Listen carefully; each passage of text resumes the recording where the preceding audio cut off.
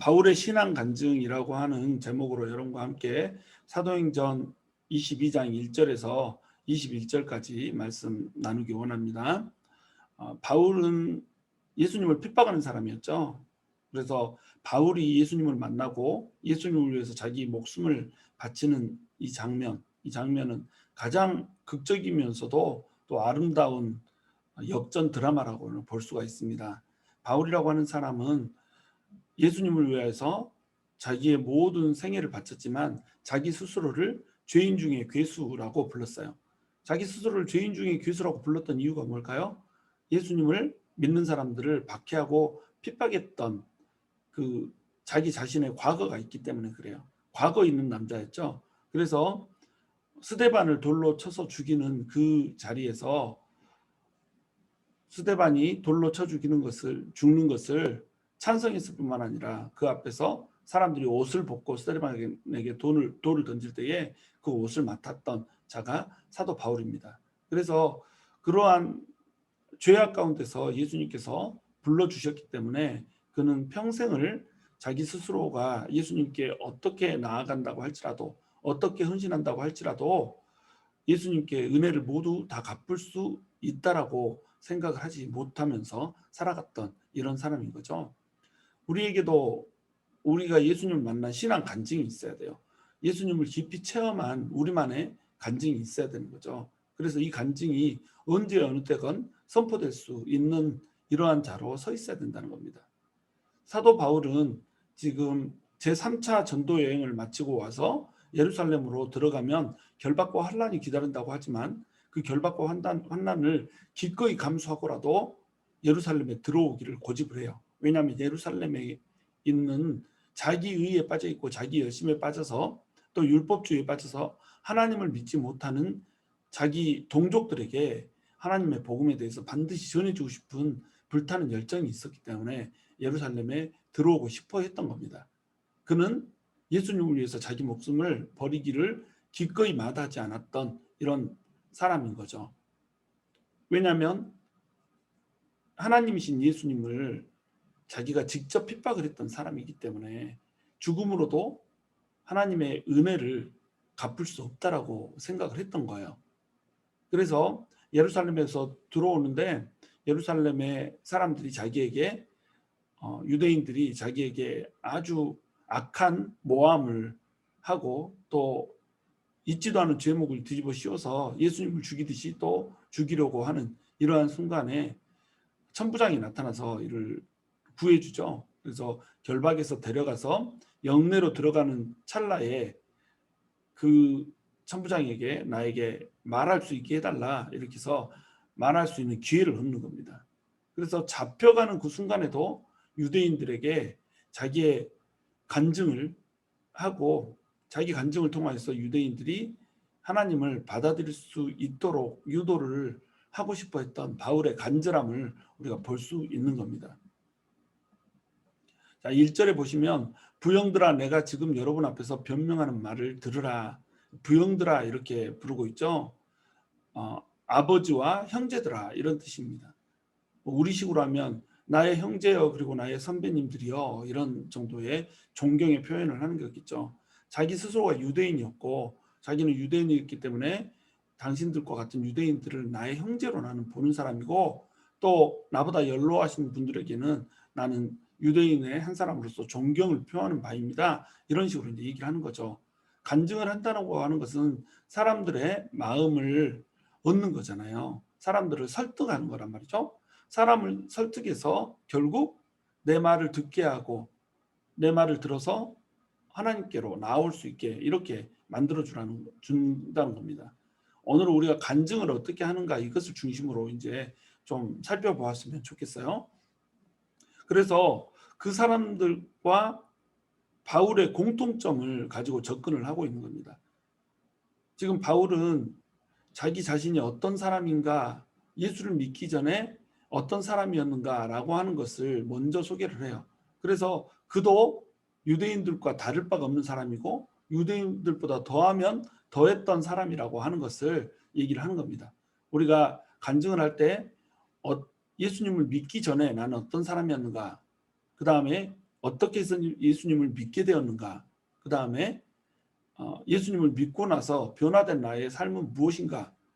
요것을 얘기하는 게 간증이거든요. 이걸 통해서 예수를 믿기 전에 죄악된 나의 상태가 극적으로 예수님을 만나게 되는 그 과정을 통해서 예수님을 믿고 난 나의 이 예수님을 믿고 난 다음에 나의 그 삶을 얘기해 주는 이런 방식으로 접근하면서 하나님의 품으로 믿지 않는 사람들이 돌아올 수밖에 없게 이렇게 설득력 있게 얘기해 주는 것이 간증이라고 하는 것이에요. 근데 지금 유대인들에게 말할 때 바울은 유대인들이 가장 자기의 말을 들을 수 있는 그러한 상태로 접근을 하는 겁니다. 내 말을 들어줘야 간증을 할 거 아니에요. 그러니까 간증을 하기 위해서는 이 사람이 관심사가 무엇인지, 이 사람이 지금 현재 어떤 사람인지 이것을 면밀히 따져서 그 사람이 관심이 있을 만한 주제로 접근하는 거예요. 내 말을 막 늘어놓는다고 그 사람들이 내 말을 듣는 건 아니거든요. 사도 바울도 이렇게 굉장히 멋지게 그들의 삶에 맞게 그들의 상태에 맞게 접근을 하는데도 나중에 이들이 사도 바울의 간증을 받아들이지 못하거든요. 하물며 이럴진데 자기 하고 싶은 말만 막 늘어놓으면 절대로 사람들의 마음을 움직일 수가 없다는 거죠. 그래서 부형들아 이렇게 부르면서 그들에게 친근감 있게 접근을 하고 있는 겁니다. 먼저 내가 그 사람들의 마음에 들어야지 나를 간증하면서 예수님에 대해서 얘기하는 것을 들어보고 싶을 거 아니에요. 히브리 말로 지금 그는 얘기를 하고 있어요. 2절에 보시면 그들이 그가 히브리 말로 말함을 듣고 더욱 조용한지라 이어 이르되 이렇게 얘기하고 있죠. 히브리 말로 이야기를 하는 것에 의해서 조용해졌어요. 먼저 바울이 손짓을 해서 조용히 시켰죠. 그래도 웅성웅성 하는 소리가 여기저기서 조금 있었나 봐요. 근데 히브리 말로 부형들아 라고 얘기를 하니까 이제 얘기를 듣고 싶어서 더욱더 조용해진 겁니다. 헬라어를 할 줄 알았는데 히브리 말을 한 거죠. 자기들과 동질성을 찾은 겁니다. 이 사람들은 바울이 헬라파 유대인이라고 하는 것을 알고 있었어요. 헬라파 유대인들은 히브리 말을 잘 하지 못했거든요. 주로 헬라어를 하고 히브리 말을 잃어버린 이런 상태입니다. 심지어는 굉장히 역사적으로 유명한 필로라고 하는 역사가가 있거든요. 이 역사가도 엄청난 이 구약의 성경에 대한 주석을 남겼지만 히브리 말로 된 모세오경을 완전히 이제 번역하고 뭐 이렇게 하는 데는 실패를 했다고 그래요. 그 정도로 히브리 말을 능통하게 한다라고 하는 것은 어려운 일이었단 말이에요. 좀 똑똑한 사람들에게도. 근데 바울은 히브리 말에 능통했고 헬라 말에도 능통한 이런 사람이었다는 거죠. 그러니까 히브리 말로 말을 하니까 이 사람들이 조용해졌단 말이에요. 잠잠해졌단 말이죠. 그 전에는 아무 이유도 없이 근거도 없이 바울을 쳐서 죽이고자 막 소동을 했던 사람이 갑자기 히브리 말을 하네. 그러니까 자기들과의 동질성을 느낀 겁니다. 우리말을 할 줄 아네? 이렇게. 이런 식으로 접근을 한다는 거죠. 3절 나는 유대인으로 길리기아 다소에서 났고 이성에서 자라 가말리엘의 문화에서 우리 조상들의 율법에 엄한 교훈을 받았고 오늘 너희 모든 사람처럼 하나님께 대하여 열심히 있는 자라. 비포에 대해서 얘기하고 있죠. 나 유대인이다. 너희들하고 다를 바가 없고 너희들의 동족이다. 그리고 난 길리기아 다소에서 태어났다. 길리기아 다소에서 태어났다. 이 말은 뭐냐면 나 배울 만큼 배웠다. 이 말이에요. 교육의 3대 도시 중에 하나라고 그랬죠. 아덴, 또 알렉산드리아, 다소 이 세 군데가 교육의 도시였어요. 3대 교육의 로마의 3대 교육의 도시였는데 다소에서 태어났다라고 하는 이 자체만으로 이 사람이 얼마나 교육을 잘 받고 자랐겠는가라고 하는 것을 알 수가 있는 거죠. 그런데 이 성에서 자라 가말리알 문화에서 우리 조상들의 율법에 엄한 교훈을 받았다 이렇게 얘기해요. 그러니까 다소에서는 세상 학문에 대해서 박식하게 배웠다는 거죠. 그런데 나는 유대인이니까 율법을 너네가 나를 모른다라고 생각하지만 나 율법도 정말로 잘한다 이 얘기를 하고 있는 거예요. 가말리엘이라고 하는 사람은 당시에 우리들의 랍비 이렇게 불렀던 부류가 있어요. 랍반이라고 해서 7명의 랍비들 가장 최고로 치는 이 랍반의 대열에 있는 사람 그 중에서도 최고 탑이 가말리엘이 있어요. 그러니까 내가 가말리엘 학파를 나왔다. 그 문화에서 공부를 했다. 이 말은 내가 하버드에서 공부를 했다. 세상적으로는 이렇게 되는 겁니다. 가장 좋은 신학교에서 내가 공부를 했다. 이런 뜻이 되는 거예요.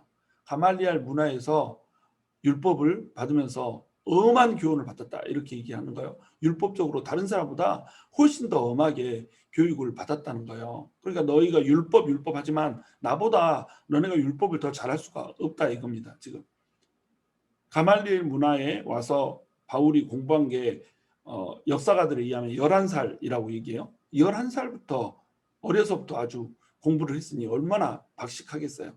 그래서 나는 가말리엘 문화에서 율법에 엄한 교훈을 받았기 때문에 너네보다 율법에 대해서 더 박식하다 이거죠. 세상 학문에서도 너희에게 뒤지지 않고 또 율법에 대한 지식도 너네에게 절대로 뒤지지 않는 난 그런 사람이다.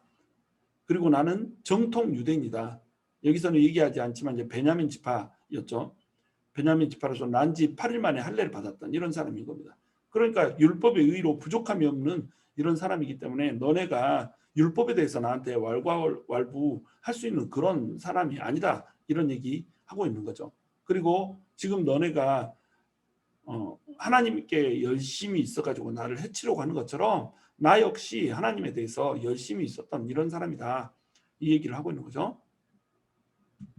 4절 보시면 내가 이 돌을 박해하여 사람을 죽이기까지 하고 남녀를 결박하여 옥에 넘겼노니 이에 대제사장과 모든 장로들이 내 증인이라. 또 내가 그들에게 다메섹 형제들에게 가는 공문을 받아가지고 거기 있는 자들도 결박하여 예루살렘으로 끌어다가 형벌받게 하려고 가더니 예수 그리스도의 도를 너네보다 내가 더 박해했다는 거예요. 너네는 지금 한 번 나를 발견하고 내가 이방인들에게 율법을 모독하는 이런 복음을 전했다라고 생각하면서 나를 죽이려고 하지만 나는 이것을 거의 직업처럼 하던 사람이다. 이 얘기를 하고 있죠. 예수님을 박해해서 사람을 죽이기도 했다. 그리고 남녀를 전부 다 결박해서 옥에 넘겨줬다. 이것에 대해서 증인이 있다. 대제사장, 지금 현재 대제사장, 그리고 지금 현재 너네 모든 장로들이 내 증인이다. 내가 공문을 이 사람들한테 받아서 갔기 때문에 이 사람들이 내가 어떤 사람인지 알고 있다. 그러니까 물어봐라 이거죠.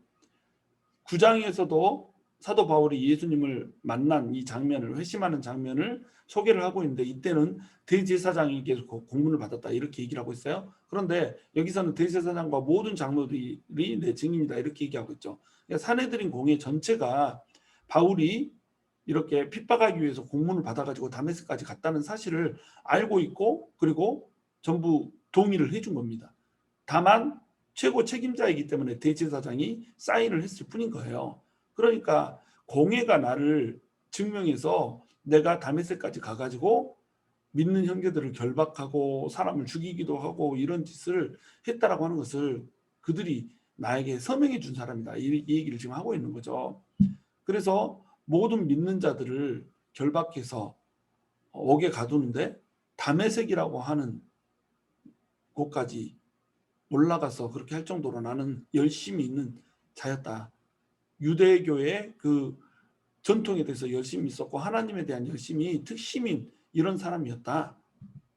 6절 가는 중 다메섹에 가까이 갔을 때에 오정쯤 되어 호련히 하늘로부터 큰 빛이 나를 둘러비치매. 자, 여기서부터는 이제 예수님을 내가 어떻게 만나게 됐는지라고 하는 것을 얘기하고 있는 거죠. 그렇게 악독하게 예수 믿는 사람들을 핍박했고 또 너희보다 더 열심히 하나님을 믿었고 또 너희들보다 더 많이 배운 유대교 신자였고 또 세상 학문에도 전혀 처질 것이 없는 이런 사람인데 갑자기 내가 예수를 믿게 된 배경이 뭐냐? 그것은 이러한 과정이 있었다라고 이제 설명을 하고 있는 겁니다. 다메섹에 가까이 갔을 때 오정쯤 되어서 호련히 하늘로부터 빛이 임한 거예요. 이 오정이라고 하는 시간은 굉장히 의미 있는 시간이에요. 왜냐하면 오정이면 12시잖아요. 12시는 가장 정신이 말똥말똥 또렷또렷할 이때란 말이죠. 그러니까 무슨 정신이 이렇게 맛이 간 상태에서 그냥 이렇게 몽롱하게 하나님을 본 게 아니라 내 정신이 또렷할 때에 이때에 빛이 나한테 임했다는 거죠. 그리고 정오면은 가장 해가 중천에 떠 있을 이런 상태이기 때문에 빛이 가장 밝을 때잖아요. 근데 하늘로부터 큰 빛이 나에게 임했다. 이 말은 뭐예요? 태양빛보다 더 강한 빛이 임했다는 거예요. 태양빛보다 더 강한 빛, 이 빛은 누구의 빛이겠어요? 바로 하나님의 빛이라는 겁니다. 그러니까 오정쯤 되었다 이 말 자체에 지금 나는 신비로운 하나님의 그 체험을 한 사람이다라고 하는 말이 들어가 있는 겁니다. 호련히 하늘로부터 큰 빛이 나를 둘러 비쳤다. 그러니까 그 빛 때문에 지금 이 사도 바울은 땅바닥에 엎드러져 버릴 수밖에 없었던 거죠. 들으니 소리 있어 이르되 사울아 사울아 내가 왜 나를 박해하느냐 하시거늘 내가 대답하되 주님 누구시니까 하니 이르시되 나는 내가 박해하는 나사렛 예수라 하시더라. 나와 함께 있는 사람들이 빛은 보면서도 나에게 말씀하시는 이의 소리는 듣지 못하더라. 호련히 빛이 임했어요. 그리고 거기에 소리가 임했어요. 여기 9절에 보시면 빛은 보면서도 나에게 말씀하시는 이의 소리는 듣지 못하더라 이렇게 나와 있죠. 근데 9장에 보시면 소리는 듣지만 무슨 뜻인지를 이해하지 못했더라 이렇게 나와 있어요. 서로 모순되는 것처럼 보이죠. 그러나 이건 모순되는 것이 아니고 이의 소리는 듣지 못하더라 이 말은 아무 소리로 못 들었다 이 뜻이 아니라 무슨 얘기를 하는지 내용을 듣지 못했다는 뜻입니다. 그러니까 빛이 쫙 임하고 그 다음에 소리가 뭐 천둥 치는 소리, 번개 치는 소리처럼 웅웅웅 소리가 들리는데 무슨 소리인지는 알아듣지 못하는 거예요. 근데 바울만이 빛 가운데서 이 하늘에서 들리는 음성을 제대로 듣고 있는 겁니다. 그런데 그 음성을 들으니까 뭐라고 얘기하냐면 사울아 사울아 네가 왜 나를 핍박하느냐 이렇게 물어보는 거예요. 그래서 사울이 주님 누구시니까 이렇게 질문을 한 거죠. 그랬더니 나사렛 예수라고 얘기를 하는 겁니다. 나사렛 예수는 죽었잖아요. 십자가에 못 박혀서 죽었단 말이죠. 여기서 나사렛 예수라고 굳이 표현하는 이유는 뭐냐면 당시에 예수라고 하는 이름이 굉장히 흔한 이름이었습니다. 그러니까 예수님을 다른 이름들과 구별하기 위해서 나사렛 예수 이렇게 불렀던 거예요. 그럼 이 나사렛 예수, 다른 예수들 말고 이 특정한 나사렛 예수라고 하는 분은 어떻게 됐죠? 지금 현재 여기 있는 유대인들 중에 나사렛 예수를 못 박은 사람이 있는 그러한 나사렛 예수라는 거예요. 너네가 못 박았던, 그래서 너네가 확실히 죽였던 나사렛 예수, 그분이 나한테 이렇게 말씀하셨다는 거예요. 그러면 사도 바울의 말에는 지금 어떤 말이 들어있는 거예요? 너네는 나사렛 예수를 죽였지만 나사렛 예수가 빛 가운데서 나에게 말했다. 사람들은 소리를 듣지 못하고 웅웅웅 하는 그런 소리만 듣고 또 빛은 보고 있는 이런 상태에서 나에게만 빛 가운데서 예수님께서 말씀을 하시는데, 예수님께서 말씀하신다는 말은 예수님이 죽어서 무덤에 있는 분이 아니라 살아서 부활하셨다 이것을 얘기한다 이거죠. 부활하신 예수님에 대해서 지금 증명을 하고 있는 겁니다. 10절 내가 이르되 주님 무엇을 하리이까. 그렇게 예수님을 핍박하던 사람이었는데 나사렛 예수의 음성이 오정에 정신이 또렷할 때, 가장 빛이 밝을 때 그 빛보다 더 밝은 빛으로 임하셔서 하늘에서 천둥 같은 소리, 우레와 같은 소리로 사울아 사울아 하는 그 말씀을 해주시고 네가 박해하는 그 예수다, 그 나사렛 예수다라고 말씀해 주시는 그 음성을 듣고 사도 바울은 아, 예수님이 살아계시는 분이구나, 예수님이 부활했다라고 하는 말이 거짓이 아니라 진짜였구나라고 하는 것을 깨닫게 된 거예요. 이것이 바울의 체험이었습니다. 바울은 예수님을 만난 거예요. 예수님을 만나야지 사람이 변화될 수가 있는 겁니다. 그 전에 소문으로만 들었을 때, 이때는 소문을 퍼뜨리고 다니는 사람들이 거짓을 얘기하고 있다고 믿었어요. 그래서 이단이라고 생각했고 그 이단 사설을 펼치는 사람들을 죽여야겠다라고 생각을 하고 그들을 죽이는데 가장 앞장을 섰던 것이 바로 누구예요? 사도 바울이란 말이에요. 그런데 예수님을 직접 만나고 나니까 이제 예수님을 거부할 수가 없는 거예요.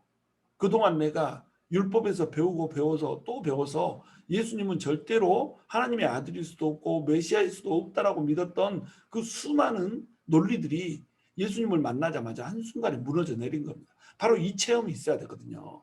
우리에게 예수님이 존재할 수밖에 없다라고 하는 것, 나를 인격적으로 만나줬기 때문에 예수님은 절대로 없다고 부인할 수 없는 이 체험이 우리에게 있어야 된다는 겁니다. 이 체험을 바울은 했다는 거예요.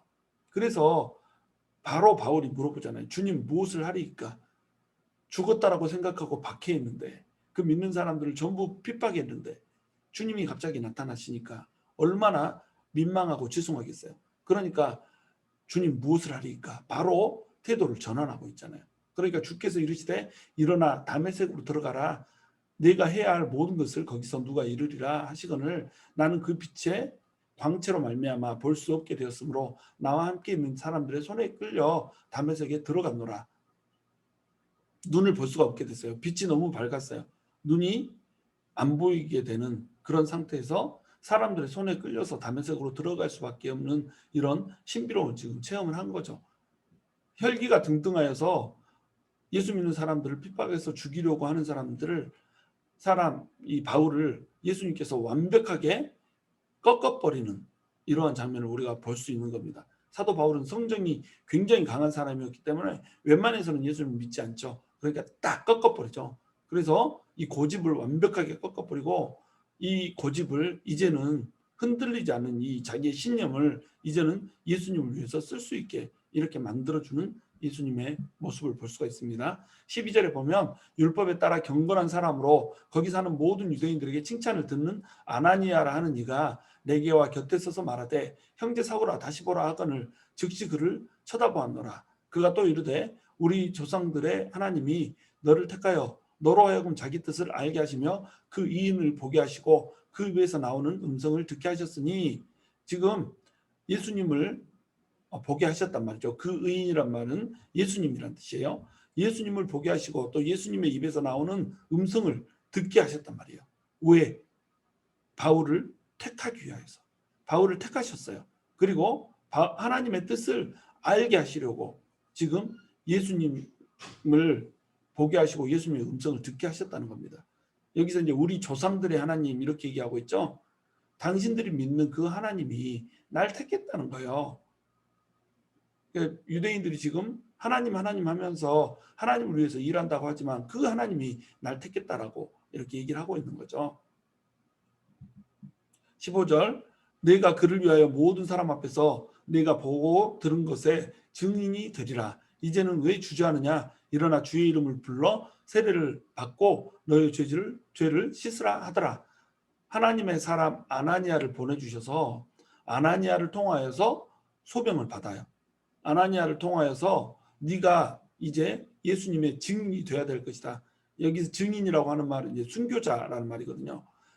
네가 모든 사람 앞에서 네가 보고 들은 것에 대해서 예수님을 위하여서 말하고 죽음을 불사하고 말하는 그런 증인이 될 것이다. 이 얘기를 하고 있는 거예요.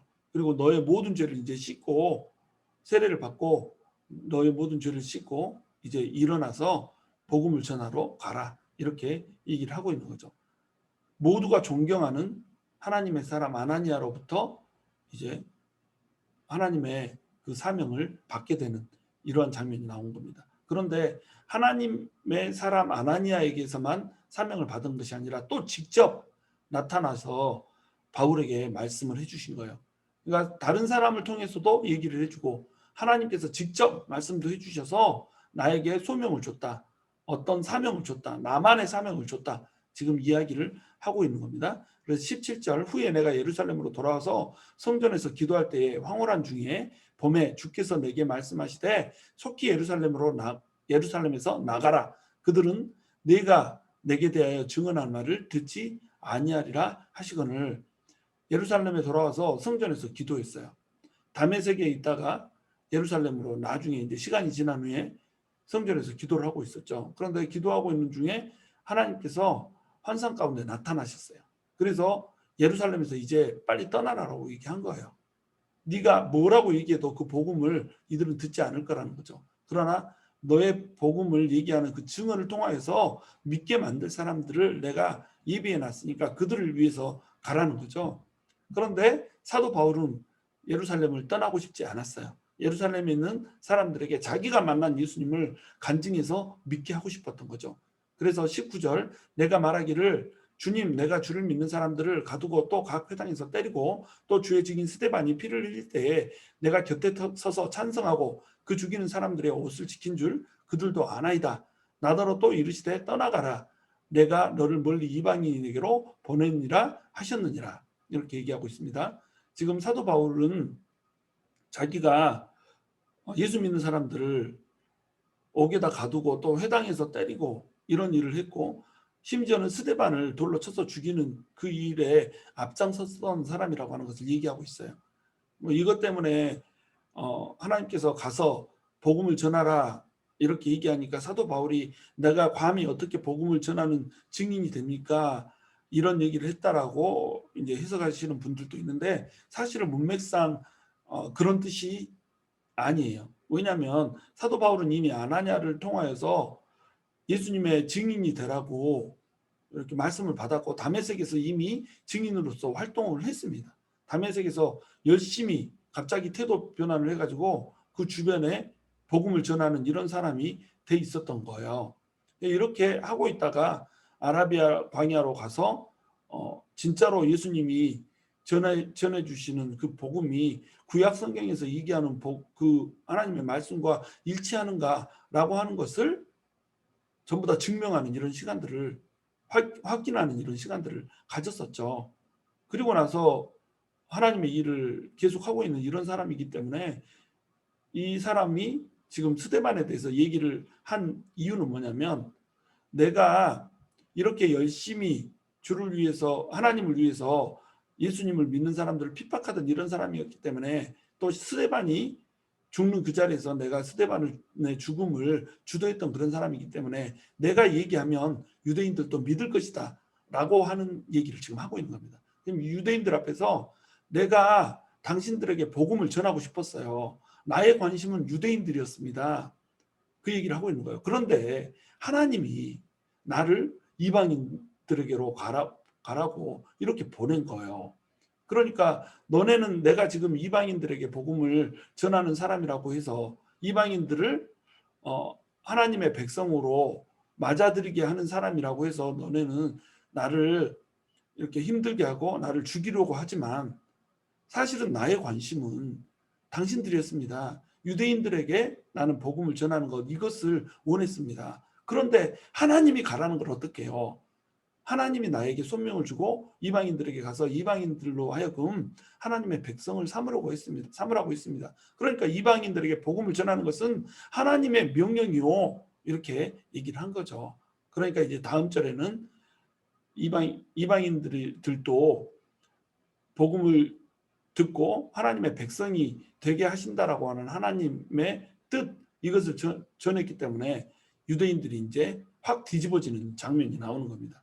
유대인들은 자기들만이 하나님의 백성이라고 생각을 했거든요. 그런데 이방인들에게 복음을 전하고 이방인들이 하나님의 백성이 될 수 있다라고 율법도 지키지 않고 유대교로 개종도 안 했는데 그렇게 바울이 하고 있는 거예요. 그러니까 바울을 죽이고 싶었거든요. 근데 바울이 히브리 말로 전하고 자기도 유대인이고 자기도 율법주의자였고 자기도 율법에 능통한 사람이었다, 예수를 믿는 사람을 더 핍박하는 사람이었다, 이 얘기를 하고 있으니까 이제 청종을 하는 겁니다. 조용히 듣고 있는 거죠. 그러네 듣고 있다가 갑자기 이방인에게로 하나님이 날 보냈다 이러니까 확 뒤집어지는 이런 상황이 된 거죠.